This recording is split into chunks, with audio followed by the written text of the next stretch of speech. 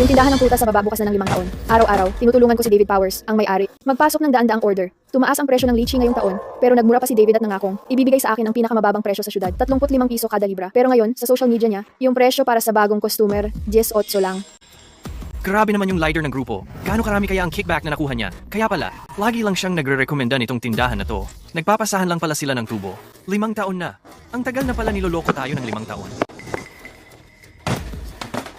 David, 5 taon na akong nagdadala ng negosyo sa'yo. Bakit yung presyo ng bagong customer, kalahati ng sa akin? Bagong customer kasi sila. Hindi mo pwedeng ikumpara yon. Ano ba tingin mo sa loyal na customer? Yung 500 kapitbahay sa grupo ko, lahat ba sila tupa na pwedeng gatasan? Lahat ng tao sa grupong yun, fan mo na nga eh. Ano pa bang diskwento ang gusto mo? Kung namamahalan ka, huwag mo nang bilhin. Marami pang ibang gustong bumili. Mabebenta ko pa rin to kahit wala ka. Huwag mong isipin na ikaw lang ang mahalaga.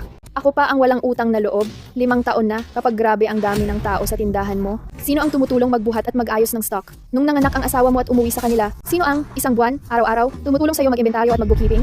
Nakakatawa ka talaga. Tinakot ba kita ng kutsilyo? Pagnenegosyo para kumita lang naman. Tinaasan mo ng konti yung presyo sa suki, bakit ba? Sa negosyo, ang dapat targetin, mga suki talaga. Wala kang alam. Kung yun ang tingin mo na ang mga suki ay para lang gatasan, mula ngayon, hindi na kami bibili dito. Bahala ka. Marami pang suki sa prutasan na to. Hindi kita kailangan. Hazel, ang group buy ng 500 tao, simula ngayon, lahat lilipat sa'yo. Bigyan mo ako ng presyo ng lychees. 1480, may dagdag na 20% discount ang mga miyembro mo.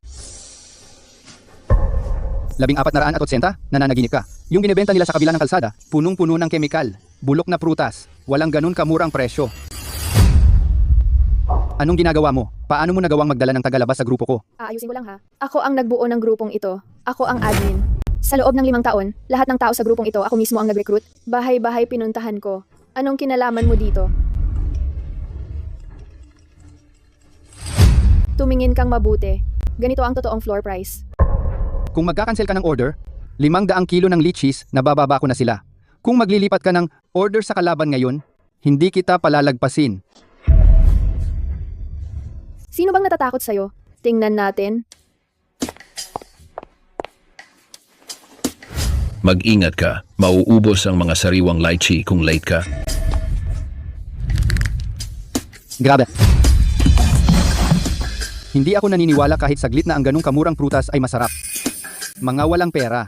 Babalik din ang mga yan sa akin sa huli. Huwag mag-alala, lahat kayo. Maghinay-hinay lang pumili.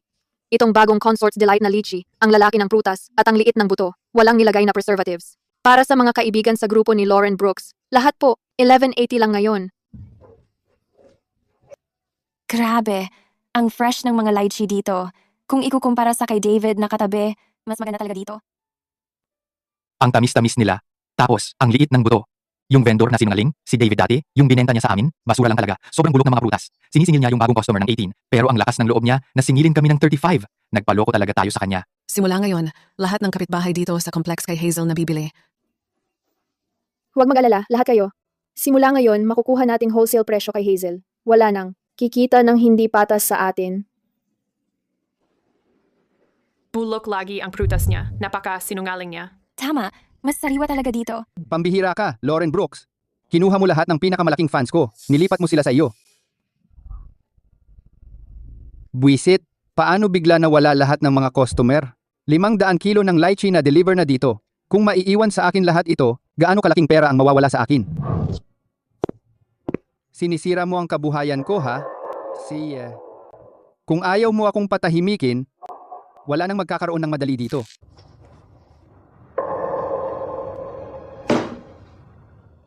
Lauren, Hazel, sinisira mo ang negosyo ko. Pinapalugi mo ako sa bawat sentimo na meron ako. Hindi rin kita papayagang guminhawa. Akala mo ang talino mo, hindi ba? Lahat tumatawid sa kalsada, nagpapanggap na malalakas. Ako ang may control sa drop point ng complex na ito. Nasa mga kamay ko lang yon. Tingnan natin kung makuha mo ang mga package mo bukas. Kapag na-late kayo sa deadline, tingnan natin kung magtatanggol ka pa sa bitch na si Lauren. Sisiguraduhin kong masisira ang negosyo mo ng tuluyan. Boss, nasan ang rush delivery ko ngayon? Hindi ba dati, safe lang sa shelf ng tindahan mo? Bakit ngayon lahat nakalabas sa labas? May hinahanap ka ba? Ikaw na ang maghalungkad. Iba na ngayon, Nalipas na yon. Hindi ba kahapon, ang taas-taas ng tingin nyo sa sarili nyo? Hindi ba lahat kayo tumatawid sa kalsada? Bumibili ng mumurahing prutas? Since customers na kayo nila, sila na ang harapin ninyo. Maliit ang tindahan ko para sa mga katulad ninyo, mga trader. Bakit ganyan ka? Negosyo lang ito. Wala kang karapatan hawakan ng mga package namin. Nag-uupa ako ng lugar dito, kaya ako ang may mga batas. Kung gusto mo ng package mo mula ngayon, sige, $5 na storage fee kada item. Magbayad ka muna, saka mo makukuha ang gamit mo. Ito ay panggaganso. Nagbayad na kami ng shipping. Hello? Gusto ko mag-report dito. Gusto ko magreklamo. Tingnan mo, miss, wala kaming magagawa. Sinubukan ng driver namin mag-deliver kaninang umaga, pero ayaw siyang papasukin ng may-ari. Humihingi siya ng porsyento sa bawat package. Tumanggi ang driver namin, kaya kinuha niya lahat ng package na nasa shop niya, tapos itinapon sa kalsada. Narinig mo yon? Ako lang ang may space dito. Kung sobrang talino mo, sabihan mo ang mga courier na huwag mag-iwan dito. Kung hindi ka magbabayad ng $5, walang makakauwi ng kahit ano. Tingnan natin kung ang grupo leader nyo kayang magtayo ng delivery station para iligtas kayo ngayon. Sandali lang. Ay, tingnan mo, si Group Leader Brooks. Ano? Nandito ka rin ba para magbayad ng storage fee? Magandang umaga, mga kapitbahay. Simula ngayon, hindi nyo na kailangang pagtiisan ang kabulastugan ng kahit sino. Matagal nang nag-apply si Hazel para sa package pickup license. Hindi pa lang ito na-activate dati. Kagabi, natapos niya ang network integration, nilinis ang 730 square meter na warehouse at nagtatag ng bago at libre na package pickup station. May surveillance na 24,007, dedicated na staff, at may bubong para hindi mabasa ang mga gamit. Lahat ng package para sa mga residente itatabi ng walang bayad. Anong pinagsasabi mo? Grocery vendor lang siya. Paano siya naging qualified para magpatakbo ng station? Ilagay mo na, teritoryo ko to. Hoy, anong ginagawa mo? Ilagay mo na, akin ang spot na to. Tabi muna. Naglabas lang ng notice ang courier company. Lahat ng delivery para sa complex na to. Redirect na sa South City Market sa tapat. Itong basurang lugar na to. Kahit bayaran pa kami, hindi kami pupunta dito. Ayos yan. Sa wakas, hindi na natin kailangan harapin ang ugali ng ganitong matakaw na merchant. Tapos na, lahat tapos na. Hindi lang ako walang kinita, pero pati foot traffic napunta na sa kanila. Hindi ako papayag dito. Lauren, hindi pa tapos to. David, nandito na ako kasama ang mga bata. Maaga kaming bumalik mula sa probinsya. Tulungan mo naman ako dito. Grabe, ano yang amoy? May patay na daga ba sa tindahan? David, nawawala ka na talaga. Libo-libong piso ang halaga ng paninda, tapos pinabayaan mo lang mabulok sa tindahan. Nasaan ang mga customer? Yung mga shelf para sa deliveries, bakit walang laman pati yun? Hindi maganda ang kita nito mga nakaraan. May bagong supermarket na nagbukas sa kabila at yun ang sumira sa negosyo natin. Kalokohan. Habang wala ako itong buwan kasi nanganak ako, si Lauren, hindi ba't araw-araw siya sa group chat? Daan-daang orders ang dinadala? Kapag nandyan siya, kahit nakapikit, kikita tayo. Nasaan siya? Nag-away kami ng babae. Hindi niya talaga alam kung ano ang tama para sa kanya. Nagbenta ako ng light cheese sa mga bagong customer ng TIG 18.8 pero sa mga kapitbahay TIG 35. Pinilit niya na masyadong mahal at pinahiya pa ako sa harap ng lahat. Ngayon, lahat ng 500 tao, dinala niya sa tindahan sa kabila. Nasiraan ka na ba ng bait? Nagpapataasan ka ng presyo at nagaway ka pa kay Lauren? Pinapalayas mo ang swerteng nagbibigay sa'yo ng kita? Ako ang boss. Pwede kong ilagay ang presyong gusto ko. Negosyo ito, kailangan tumubo. Wala kang kwenta, tanga na walang alam. Yung mga tao ba, yun ang mga paborito mo? Pumupunta lang sila dahil kay Lauren? Paano ko ba napakasalan ng ganyan kabobo? Ayun, balik na ang asawa ng boss. Tingnan mo kung ano ang kalokohan ng mister mo. Karma talaga. Kasalanan ng babae lahat to. Kung hindi niya ako pinahiya, magiging dahilan ba ang misis ko? Para pagalitan at sigawan ako sa kalsada? Ang pambabastos na naranasan ko ngayon, sisiguraduhin kong makaganti ako ng 100 beses. Loken, tigilan na natin to. Binili ko talaga tong 2 bote ng alak. Isipin mo na lang na to ang sorry ko. Kunin mo ang alak. Hindi ka dito welcome. Ilabas mo yan. Nandito lang ako kasi nagmamagandang loob ako. Mag-post ka na lang ngayon sa group chat. Sabihin mo na lahat ng mga dati nating hindi pagkakaintindihan. Ayos na. Sabi mo sa lahat, mamili ulit sila sa tindahan ko. Hindi lang gagawin kong parang walang nangyari, na sinira mo yung negosyo ko, bibigyan pa kita ng dagdag sweldo. David, dagdag sweldo? Nagpapantasya ka pa rin ba? Tingnan mo nga ang pinaglagyan ng tindahan mo, yung 500 kilo ng bulok na lychees, at yung bundok ng utang mo. Anong dahilan mo para isipin ko na ako yung nililimusan mo? Huwag mong gawing mahirap ang sitwasyon. Pag wala ako bilang supplier mo, yung tag ng group leader, walang kwenta yan. Talaga bang iniisip mo na yung supermarket? Patuloy kang bibigyan ng mataas na sweldo? Sasabihin ko sa'yo, nakipag-ugnayan na ako para tutukan ka talaga. Kung maglalakas loob ka pa ring magbenta, marami akong paraan para hindi ka makapagtagal dito sa barangay. Tumingin ka nga muna sa salamin, tignan mo sarili mo. Yung madilim mong tindahan, yung multa mula sa regulatory board, hindi pa nga natutuyo ang tinta. Lumayas ka dito. Pag nakita kitang tumatambay dito ulit, diretso kitang ipapulis. Si Galing. Binigyan kita ng pagkakataon. Sinayang mo, di ba? Nagpapakaabante ka lang peste. Sisiguraduhin kong hindi ka nababangon. Hello, ako to. Yung sinabi ko sa'yo dati. Huwag mo nang pigilan sarili mo. Wasakin mo sila para sakin. Hindi problema ang pera. Basta mapatumba mo yung supermarket at lubos mong sirain yung pangalan ng group leader, kahit magkano, babayaran ko. Lauren, ngayon ginusto mong humantong dito. Huwag mo akong sisihin kung maging malupit ako. Basta mapasama mo ang reputasyon ng tindahan na yon. Sa'yo na lahat ng pera na to. Boss, huwag kang mag-alala. Aarte kami. Professional kami. Sisiguraduhin naming magsasara ang tindahan nila ngayong araw. Ang importante, sabihin mo sa lahat na yung prutas doon puno ng preservatives. Isang kagat, diretsyong ospital ka. Tandaan mo, mas kawawa, mas maganda. Madali lang yan. Pag sumakit ang tiyan ng asawa ko, sobrang grabe talaga. Sisiguraduhin kong matatakot yung mga kapitbahay na mahilig sa mura. Saklolo, wag na kayong bumili lahat. Yung light cheese na binili ko kaninang umaga, nagkapagtatae ako pagkatapos ko kainin. Ang sakit ng tiyan ko, grabe. Diyos ko, seryoso ba yan? Mukhang sariwa pa naman ang mga lychees. Nakakalason pala. Totoo, kakagaling lang ng asawa ko sa ospital. Sinabi doon, acute poisoning daw dahil sa nakakalasong prutas mula sa shop na to. Puno ng kemikal ang prutas nila. Huwag kayong magtipid, lahat. Alam kong may dahilan kung bakit sobrang mura ng prutas niya. Puro ripening agent at preservative. Tingnan mo, ganito ang nangyayari. 5 taon na akong nagbebenta ng prutas. Alam ko ang galawan ng negosyo na to. Alam ko lahat ng diskarte. Delikado talaga ang mga to. Ibalik nyo ngayon. Mura na, delikado pa. Si Lauren muntik na akong patayin. Refund. Isauli nyo pera namin. Kapag may nangyari sa apo ko dahil sa pagkain nyo, wawasakin ko tong bulok na tindahan nyo. Walang puso kayong mga mandaraya. Para lang kumita ng mas malaki, ginagawa nyo ang pinakaduwag na bagay. Kaya nyong gawin kahit ano. Naglakas loob pa kayong gumamit ng preservatives. Pakinggan niyo po ako, lahat. Yung prutas namin ay galing sa mga lehitimong supplier. Kumpleto kami sa mga quality inspection report. Si David lang ang nagkakalat ng chismis. Huwag kayong maniwala sa mga kasinungalingan niya. Nandyan mismo sa flyer, itim sa puti. May mga litrato pa ng mga pasyenteng naka-dextrose. Akala nyo peke rin yun? Isauli nyo na pera namin. Kung hindi tatawag kami ng pulis, isusumbong namin kayo dahil sa iligal na negosyo nyo. Sige, gumawa ka pa ng eksena. Mas malaki, mas maganda. Kapag wasak na pangalan mo, lahat ng negosyo dito sa lugar na to mapupunta sa akin. Gusto mong sumabayan sa akin? Dapat nagsaliksik ka muna. Walang nakakalamang sa akin sa lugar na to. Lauren, umpisa pa lang to.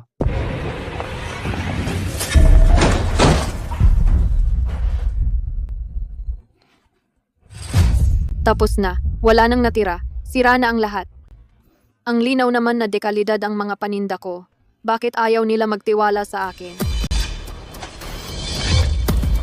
Naku po, ganito talaga ang mangyayari kapag sinubukan mong agawin ang negosyo ko. Miss Griffin, ayos ba ang takbo ng negosyo mo? Pinapanood ang mga customer na nagsisigawan sa iyo habang umaalis sila? Hindi ba ang sakit sa pakiramdam? David, ikaw pala. Pinagkalat mo ang chismis tungkol sa akin? Sinasabing laso ng mga prutas ko, tama ba? Wala ka ba konsensya? Ano kung ako nga? May pruweba ka ba? Sa negosyo, talo-talo yan. Masyado ka pang bagito.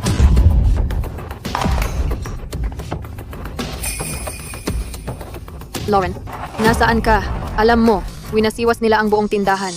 Pinagbibintangan pa akong nagbebenta ng laso na prutas. Hindi ko na talaga alam kung ano ang gagawin. Naiintindihan ko. Sisiguraduhin ko, babantayan ko ang tindahan. Hanggang makabalik ka.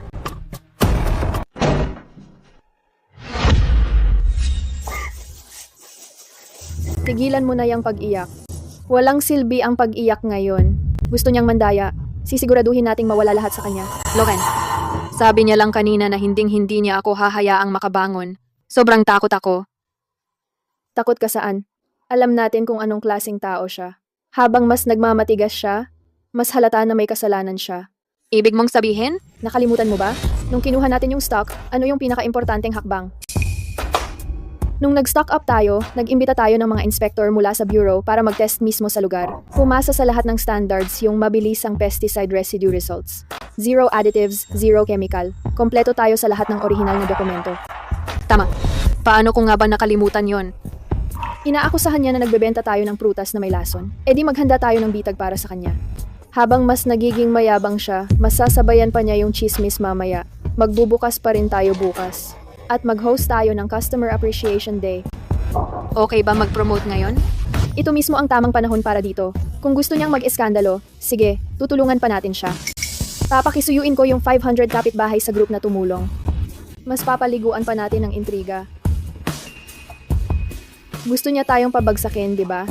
Eh di hayaan natin siyang ilabas lahat ng baho niya. Hinahatak natin siya papunta mismo sa bitag. Papatikimin natin siya ng sarili niyang gamot. Zay, kasama mo ako. Simulan na natin ang paghahanda ngayon.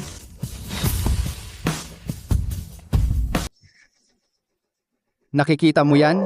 Ganyan gawin yan. Hazel Supermarket. Ginulo ko yan ngayon. Sobrang gulo talaga. Dapat nakita mo yung mga matatanda. Sobrang takot nila. Sigurado akong hindi na sila lalakas. Ang loob mamili doon ulit. Totoo bang magsasara na yung supermarket? Hindi pa sarado. Pero malapit nang magsara. Dito sa barangay natin, ang daming naghahanap ng mura. Kapag nagkagulo lang ng konti, sino nga ba ang maglakas loob na ilagay sa peligro ang sarili nila? Simula ngayon, dito sa lugar na to, tayo na ang naghahari. Uy, ang weird. May nakita akong post sa group chat. Para sa Hazel Supermarket. Nagpadala sila ng announcement. Sabi, magkakaroon daw sila ng Customer Appreciation Day ngayong weekend. Mamimigay pa daw sila ng 500 kupon. Grabe ang palabas nila. Customer Appreciation Day? Mas bagay? Death Wish Day. Sira na ang pangalan nila. Ang kapal pa rin ng mukha nilang mag-event. Last trip na lang yan. Hello, ako to. Si Mr. Powers, hindi mo pa nababayaran yung balanse. May utos ba? Makukuha mo rin ang bayad mo. Sa pagkakataong to, derechong. Gawin mong kalat yung lugar. Ha, Mr. Powers. Mas mahal to, ah? Mas maraming bayad, dadoblehin ko. Basta ikaw, sirain mo ang Customer Appreciation Day nila at tuluyan mo silang mapasara. Bibigyan kita ng doble. Deal. Lauren, Hazel, akala mo dahil lang sa pakulo mo magbabago ang takbo ng buhay mo? Bukas, sa barangay na to, siguradong mapapahiya ka ng todo. Oo, mura nga. Pero pagkatapos ng nangyari ng isang araw, kung totoo ngang binabad sa nakalalasong kemikal ang prutas, parang sugal na yan sa buhay mo. Oo nga, wala namang nakakaalam kung totoo ba yung flyer tungkol sa mataas na formaldehyde, di ba? Tigil muna tayo ngayon.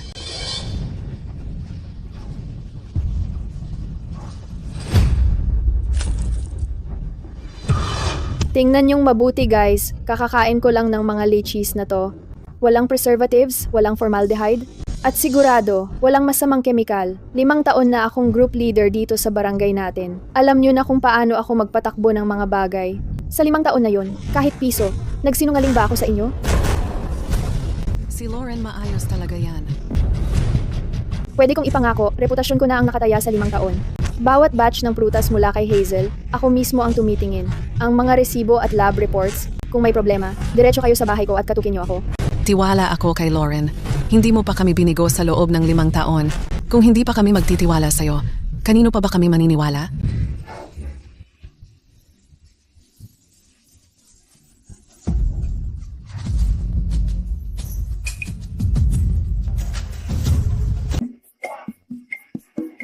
Miss Brooks, ang galing talaga ng mata mo. Ang laki at ang tamis ng mga litsiyas na ito. Tsaka ang presyo, sobrang patas. Tama ka nga, Miss Brooks. Ikaw talaga ang angel ng kapitbahayan natin. Napakabait nyo naman. Maliit na bagay lang ito para sa akin. Basta makabili ng ligtas at abot kayang prutas ang lahat. Sulit na sulit ang lahat ng pagod ko.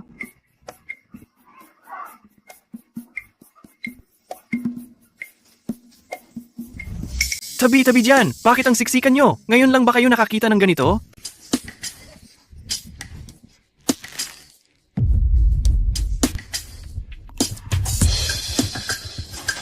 Kahit sabihin yung sariwang prutas ito, ang nakikita ko lang ay bulok na tambak. Anong ginagawa mo? Sinong may karapatan kang sirain ang tindahan ko? Anong ginagawa namin? Siyempre, chinecheck namin ang kalidad mo. Sa tingin ko, hindi lang laso ng prutas na ito. Bukod pa sa sobrang mahal. Huwag kayong bibili nito guys. Tanga ka na lang kung bibili ka dito. Lauren, Hazel, tapos na kayo ngayon. Gawa pa kayo ng gulo. Mas malaki, mas maganda. Sisiguraduhin kong wala nang maglalakas loob na pumasok sa supermarket na ito kailanman.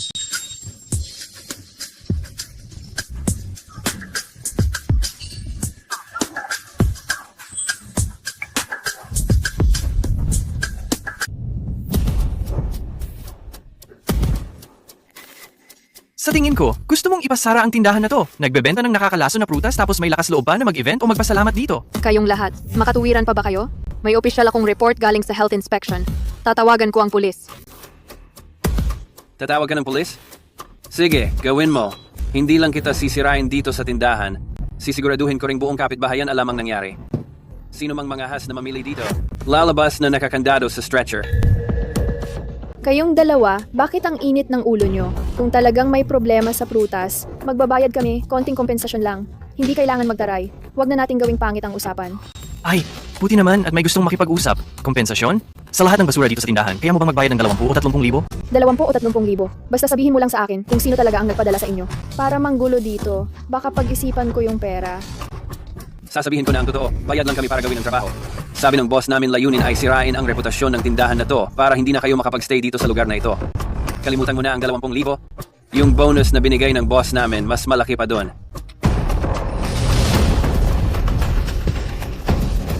Sige, basagin mo na. Mas malakas, mas maganda.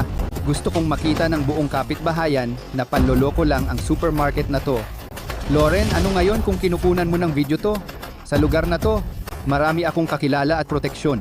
Wala ka ng pag-asa ngayon. Maghanda ka na lang magsara at umalis. Tapos ka na ba sa palabas mo? Anong sabi mo? Bawat salitang sinabi mo, bawat prutas na binasag mo, naka-livestream lahat yan. Ngayon na lumaki ang issue, tingnan natin kung sino talaga makakatulong sa'yo. Sa ngayon, malamang paparating na ang mga pulis. Tatakas ka? Susubukan mong tumakas? Ang tapang mo kanina, akala mo makakaalis ka lang basta pagkatapos mong guluhin ang tindahan. Walang paraan. Tama yon. Akala mo madali kaming apak-apakan? Walang makakalabas dito ngayon. Patay ako, itong mga ogag na to. Pag nahuli sila ng pulis, siguradong ilalaglag nila ako. Hindi ko pwedeng hayaang mapasakamay sila ng pulis. Lumayo kayo, lahat, umurong. Wala kayong pakialam dito. Tabi, kung sino man ang pipigil, isasama ko kayo sa kanila.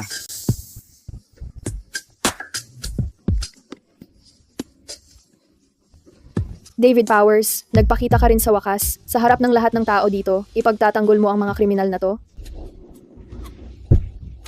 Lahat sumubsob sa sahig? Itaas mga kamay nyo sa ulo. Huwag gagalaw.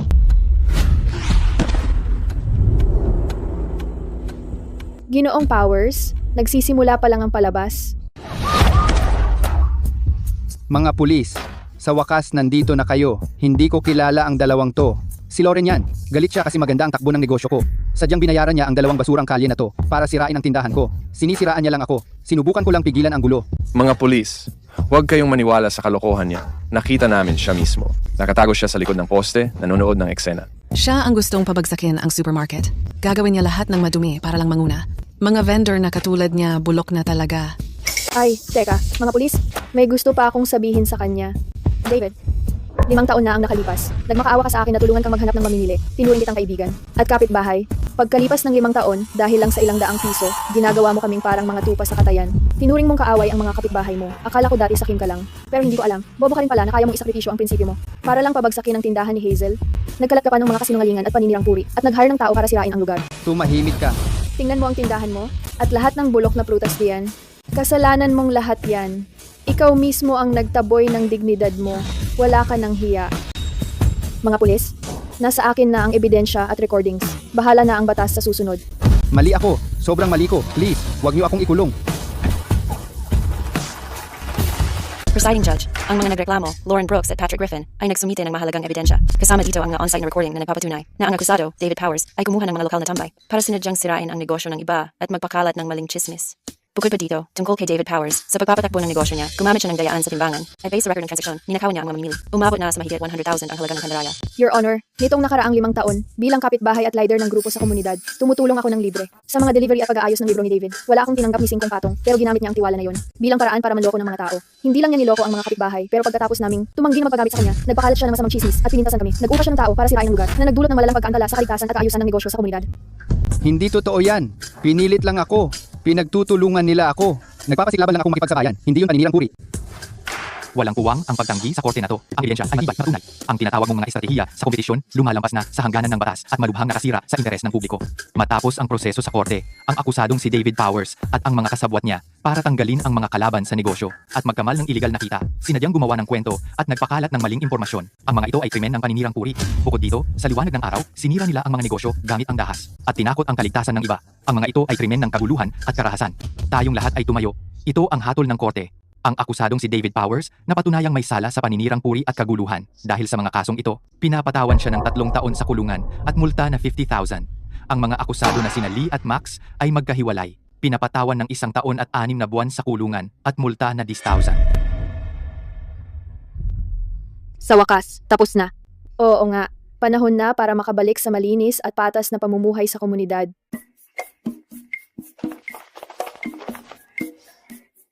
Hazel, ginawa ko talaga tong mga pandesal para sa'yo. Para ito sa pagdiriwang ng pagkawala ng problema sa barangay natin. Yung tusong boss bulok na sa kulungan ngayon.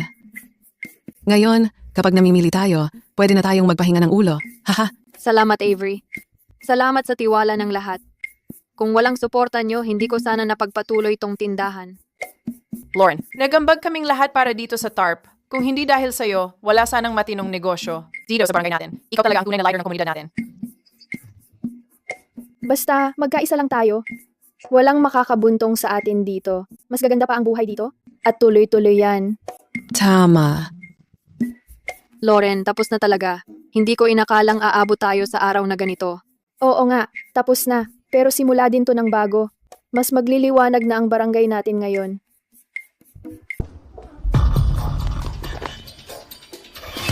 Lauren, masaya ka na ba ngayon? Nahusgahan na siya. Wala na ang bahay natin. Taya ko, sobrang tuwang-tuwa ka ngayon. Nahukuman siya kasi lumabag siya sa batas. Nakagulo siya sa kapayapaan, pandilin lang sa mga mamimili. Lahat ng kaso, landas na pinili niya mismo.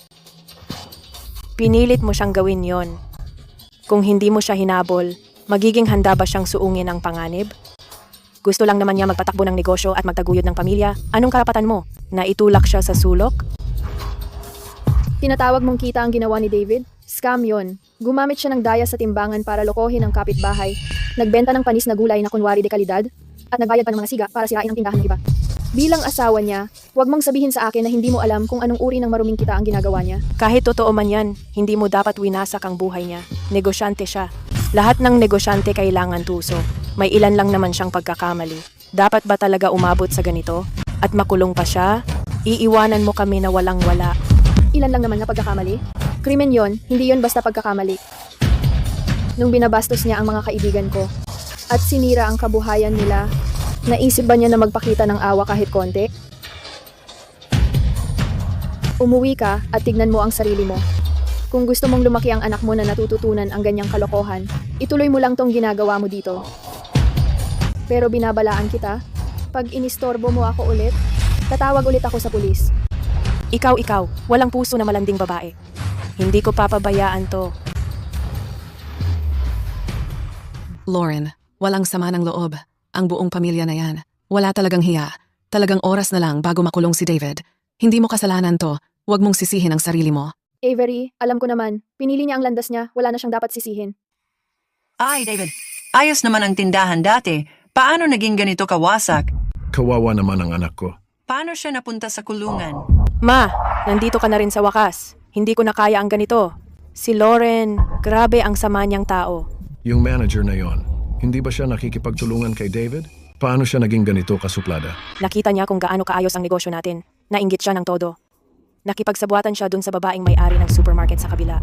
Nag-team up sila para ipahamak si David. Sinumbong nila kami at sinet up pa kami. Nag-hire pa siya ng mga tambay para wasakin tong lugar. Gusto niya lang talagang pahamak ang pamilya natin na laging nadidisgrasya. Sobrang wala siyang puso. Probinsyano lang kami. Namumuhay ng maayos at marangal.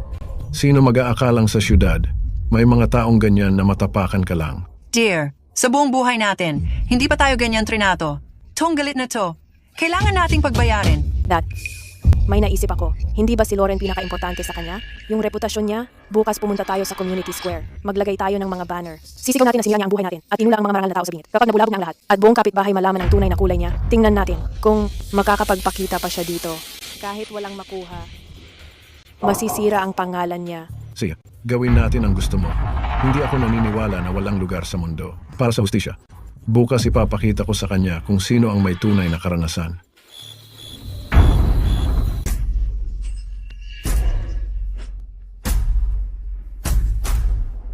Sir, ma'am, pakiusap. Huwag na po kayong umiyak. Naaresto si David dahil niloko niya ang mga customer at kumuha siya ng mga siga para manira.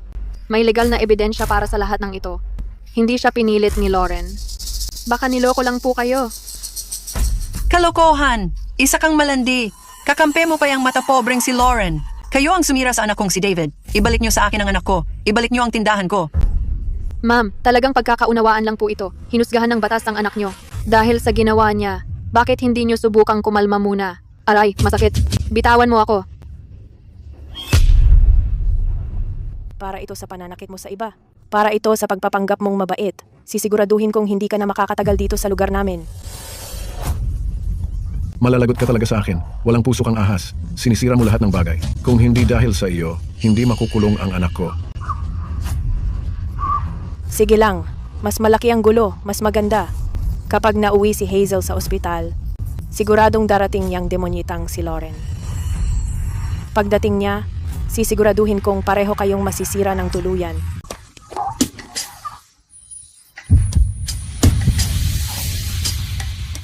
Tigil, ano sa tingin mo ang ginagawa mo? Sinaktan mo ang tao sa liwanag ng araw. Akala mo ba walang rasa kaayusan dito sa barangay ito? Ikaw talagang walang hiya. Ikaw ang nakipagsabuatan sa babaeng to para makulong si David.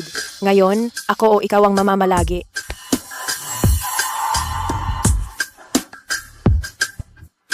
Ikaw talagang walang hiya. Gumagamit ka pa rin ng ganyang mga kalokohan para lokohin ang lahat. Mga bagong customer ang mga yon. Paano mo sila maikukumpara? Mga regular yan. Hindi sila aalis. Bakit kailangan pa nilang mag-discount? Kung mahal para sa'yo, wag mong bilhin. Maraming gustong bumili niyan. Kaya ko namang ibenta ang paninda ko kahit wala ka. Huwag kang masyadong mataas ang tingin sa sarili mo. Grabe, kahit patago, tinatawag niya tayong mga baboy. Tayo ang tumutulong sa negosyo niya, pero niloloko lang tayo. May gana ka pang tumangis dito? Talagang mag-ama. Ang anak mo panay kulang at palihim ang tinda. Karapat-dapat lang. Ito ang lalaking tinawag mong mabuting anak at negosyante. Tignan niyo mabuti, lahat ng tao. Sino nga ba ang nagtutulak kanino sa bingit? Umalis ka rito. Huwag mong sirain ang lugar natin. Huwag kang matakot. Andito ako para sa'yo. Wala nang mga api sa'yo ulit. Sabihin mo ang totoo. Ano ba talaga ang nangyayari sa mga recording na pinatugtog sa plaza? Yung boses na yon, yun ang boses ng anak natin. Bakit pati mga kapitbahay sinasabi na ebidensya daw ito ng pambabastos niya? Oo nga, para talagang siya ang boses. Ang sakit sa puso ko nang marinig. Talaga bang si David Powers nagawang gumawa ng napakaraming masama? Nagpapakatanga kayo. Hindi yon totoong recording. Lahat to gawa-gawa lang ni Lauren at mga diskarte niyang baluktot. Baluktot na diskarte? High-tech kasi. Ngayon ang mga scammer gumagamit ng deepfakes at AI voice technology. Konting audio lang magagaya na ang boses ng kahit sino. Si Lauren Brooks, para lang sirain ang pamilya natin, gumastos ng malaki para kumuha ng hacker, para gayahin ang boses ni David Powers at ibintang sa kanya. Ginagawa niya to para madurog ang mga puso niyo, para habang nakakulong si David, walang magtatanggol sa kanya. May technology ba talagang ganyan? Oo, sobra. Isipin niyo, may ugali si David. Pero paano naman niya matatawag na baboy ang mga kapitbahay natin? Malinaw na si Lauren, yung malupit na babae, ang naglalagay ng mga bastos na salita sa bibig ni David para tuluyang masira. Walang awang babae. Grabe talaga. Gumagamit ng ganitong maduming teknolohiya. Kawawa ang anak ko. Siya ang napagbintangan at nagpapasa ng lahat nito. Alam ko na, hindi kayang gawin ng anak ko ang ganitong kasamaan. Siya pala ang may gawa ng lahat ng ito. Mapa, hindi tayo pwedeng magpaapak lang. Si David Powers nagpapakasakit pa rin doon. Kailangan nating maghanap ng paraan para ilantad ang totoong Lauren Brooks. Paaminin natin siya sa bawat sentimo ng pinaghirapan natin. Lahat, walang labis. Tama kayo. Hanggang may lakas pa tayo, hindi pwedeng hayaan lang natin to. Kung fake ang recording, ipapa-verify natin. Gagawa tayo ng ingay. Ididemanda natin siya, hindi ko matanggap. Nawala ng hustisya ngayon. Basta patuloy kong niloloko ang dalawang matandang ito. Maraming pagkakataon pang manggulo. Lauren, hindi pa tapos ang utang to. Lauren, narinig mo na ba? Yung asawa ni David, nagkakalat na ngayon na yung recording daw galing sa AI. Sabi niya, ikaw daw ang nagplano ng matinding high-tech scam para pabagsakin yung pamilya nila. Ngayon, marami na tuloy sa barangay ang parang nagdadalawang isip. May iba pa nga nagsasabi, kung peke ang recording, edi yung police report, imbento lang din na paratang. Hayaan mo sila magsalita, parang bula lang ang chismis. Mas pinalalaki, mas malakas ang pagsabog. Pero paano kung paniwalaan na silang lahat? Kung mag-umpisa silang manggulo, tayo pa yung mapipilitang depensa lagi. Nakakapagod din. Hazel, sa tingin mo, ano ba ang totoo? Ilang tao lang ba na mahuhusay lang magkwento o yung malinaw na hatol ng korte? Huwag kang mag-alala, kahit pa maghanap sila ng sandamakmak na AI expert, di pa rin mababago na nakakulong na si David. Mga pulis mismo ang kumalap ng ebidensya at korte na ang nagdesisyon. Hindi ang basta nating pwedeng gawing palabas ng puro salita lang. Habang lalo pang umaandar si Mrs. ni David, lalo niya tayong natutulungan. Mas nag-iingay siya, mas siya pang gumagawa ng trabaho para sa atin dahil ipinapakitang totoo sa buong barangay at idinidiin ang kanilang imagine na buong pamilya nila mula taas hanggang baba, puro walang kwentang siga lang. Ibig sabihin, hayaan na lang natin silang sirain ang sarili nilang tulay? Kung nanahimik lang sana sila, baka tumagal pa sila ng ilang taon dito sa barangay. Dahil sila mismo, kumalat pa ng chismis ngayon, sila na rin ang sumusubok sa hangganan ng batas. Wala tayong kailangang gawin. Panoorin na lang nating maglaro sila sa apoy. Dahil nandito ka, kampante ako. Sila rin ang sisira ng palabas nila. Tayo, manatili lang tayong alerto. Yan ang pinakamainam nating bawi. Mga tao, halika tingnan ninyo. Ngayon, nag-imbita ako ng isang profesional na technical expert para ilantad ang mga kasinungalingan ng malisyosang babae. Yung recording na yon ay purong AI generated lang. Tingnan nyo ito. Ito ang chart ng software analysis. Hindi ko rin masyadong naiintindihan, pero sabi ng expert na mali ang mga waveforms. Ibig sabihin, synthetic ang signs nito. Gumagawa pa rin siya ng eksena. So, malaki ang posibilidad na gawa ng AI ang recording. Malaking chance talaga. Kung ganito ka-professional ang expert na ito, pwede bang pakitignan naman itong dokumento? Ito ang kaso ni David. Nung na-close ang kaso, nag-conduct ang pulis ng forensic appraisal sa lahat ng ebidensya. Malinaw dito na sinasabi na lahat ng audio files ay authentic. Walang kahit anong editing o synthesis o kahit anong sign ng tampering.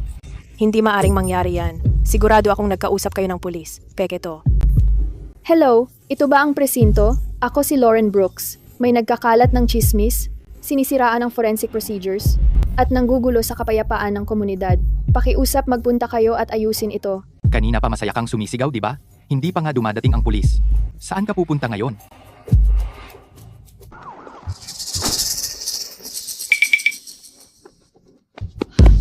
Sino ang gumawa ng ulat? Kaka-receive lang namin ng tip. May nagkakalat ng gulo dito at humaharang sa proseso ng batas. Makipagtulungan kayo agad sa investigasyon. Sir, ito po ang CCTV footage at audio recording ng buong pangyayari. Sinabi nitong babae na peke daw ang forensic report ng pulis. Nag-hire pa siya ng tinatawag na tech expert para magkalat ng chismis at guluhin ang komunidad. Miss Powers, ikaw ay pinaghihinalaan. Inaanyayahan kang pumunta sa istasyon para tumulong sa investigasyon. Kung magpapatuloy ka pa sa pagpapalaganap ng maling balita, hahantong ka sa mas mabigat na kaso. Hindi AI yon. Pinagsama-sama lang. Sa anong basehan ninyo ko inaaresto?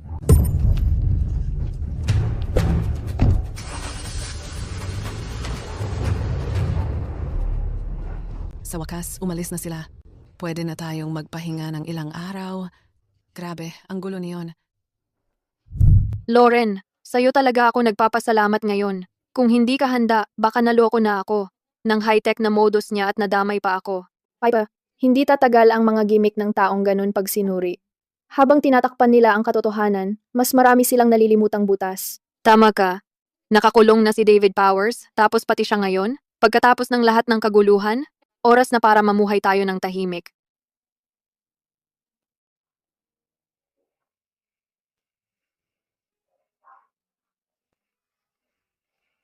Julie, ang presko ng mga kamatis ngayon Kumuha ka ng dagdag para sa sabaw.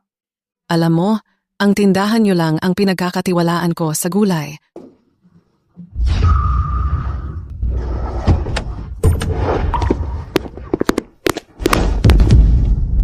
Ang saya dito yung dalawang tanga kong tao dapat nagtatrabaho dito pero ni hindi pa lumalabas. Dahil palpak sila, mukhang ako na ang kailangang kumolekta ng huling bayad.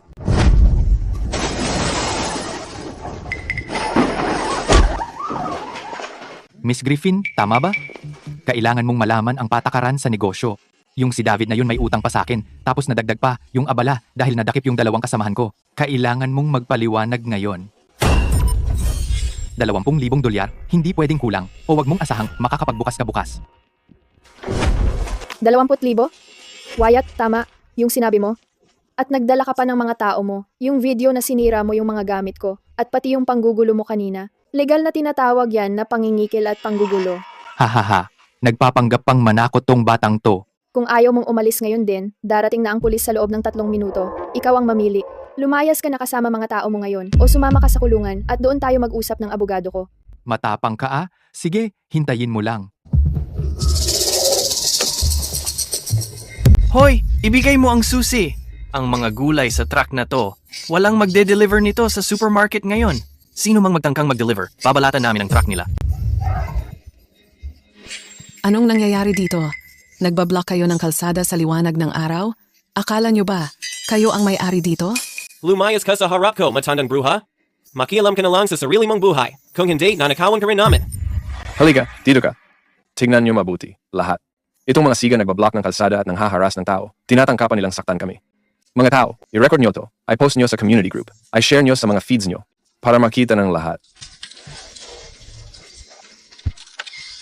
Mga tao, tumahimik kayong lahat. Kung sino man ang magpapatuloy sa pagbivideo, maniwala kayo o hindi, babasagin ko lahat ng cellphone nyo. Kurt, babayaran mo pa rin ang mga cellphone na yon. At ngayon, ito ay sadyang pagkasira ng gamit. Kung gusto mong dagdagan pa ang kasong haharapin mo, okay lang sa akin. Gusto mo pa ring harangin ang truck? Bawat galaw mo. Live na pinapalabas sa mga cellphone ng daan-daan residente ngayon. Sige, matapang ka ha? Hindi pa tapos to. May usapan pa tayo. Pinili mo tong landas na to. Kung gusto mong maglaro ng marumi, sige, laban tayo. Nasa panig namin ang batas. Hindi ako natatakot sa mga daga ng kanal na katulad mo na nagtatago sa dilim. Salamat sa lahat. Kung hindi dahil sa inyo, nasira sana ang kargamento ngayon. Wala yon. Nagdadamayan lang kami dito. Walang mang-aapi sa amin. Hahaha.